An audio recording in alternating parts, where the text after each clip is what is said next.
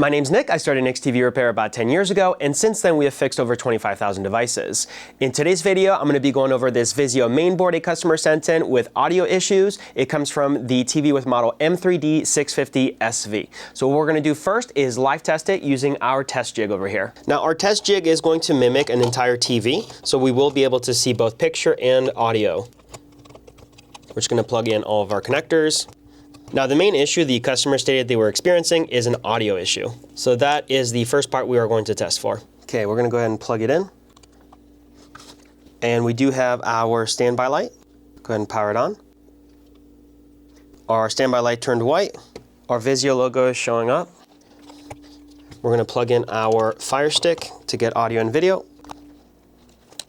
And while the Fire Stick is loading up, let's go ahead and just check our menus real quick. We're going to go to the audio setting, and I just want to make sure the TV speakers are set to on, which they are. Okay, we can exit. Let's bring the volume up. Okay, volume is already set to 70. Okay, and as I'm navigating, I should be hearing a click, and I'm not getting any clicking sound at all. Okay, this does confirm to me that our audio is indeed not working. Let's remove the board out of our bench testing system and look at it under the microscope. Now, before I even tested this main board, I did notice that there was some tampering done to the board. On the backside specifically, there is a little bit of soldering work that was done. Now, this is not something the customer mentioned, so it is possible that somebody else other than the customer had done this work prior. And if we look at the front side, that corresponds to this capacitor right here. So we're going to take a closer look at it. Looking at the top of the board, this is the capacitor that was replaced, or at least, I don't know if it was replaced, but some soldering was done to the board on this capacitor. And there is another one over here, CE23. This one was not touched, but typically we see, if we see these capacitors go out, both of these need to be replaced together. And one of the things I want you to notice is if we look at the capacitors at an angle, this is CE23, it's very flat at the top, whereas CE22 is bulging right over here. It's rounded out at the top. So that could mean that this is the cause of our audio issue. So our first step is to replace both of those capacitors. Then we're going to live test once more and see if that resolved our issue. Now, both of these capacitors are rated for 220 microfarads at 25 volts. Now, for this repair, we're going to be using the Hakko FR301. And this is the CE22 capacitor. We're going to start by desoldering that one.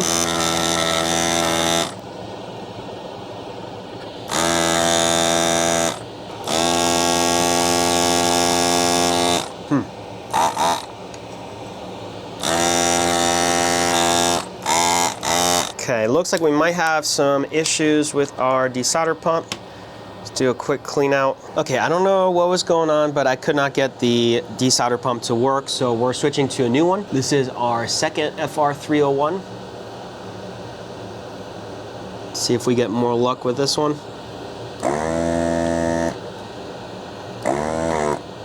Still having a bit of a hard time. All right, you know, I think we're gonna have to give up on these desolder pumps. We're just gonna use our iron. What I'm gonna do is I'm gonna flood the joints with solder. And then with my hand on the back side, I'm going to slightly pull on the component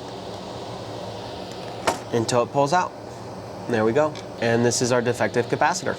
All right, we're gonna do the same to CE23.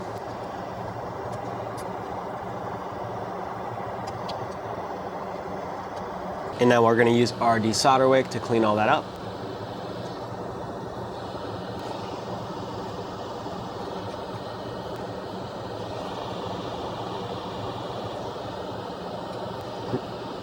So I'm going to actually, for this one, I'm going to preheat just a little bit before I go down with the desolder wick. These are very large pads, so they are going to require a lot of heat. And that is in part why we're having a hard time desoldering all the way through. Okay, we're gonna flip the board to the top side here. We're gonna add a little bit of flux and we're gonna desolder from the top.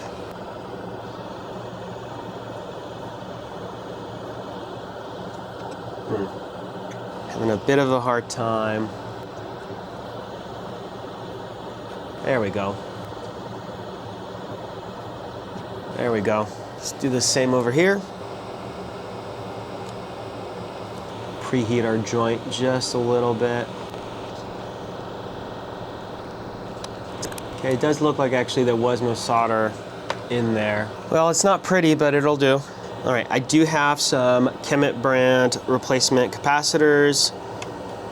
They are high quality 10,000 hour replacements. And we're gonna feed both through.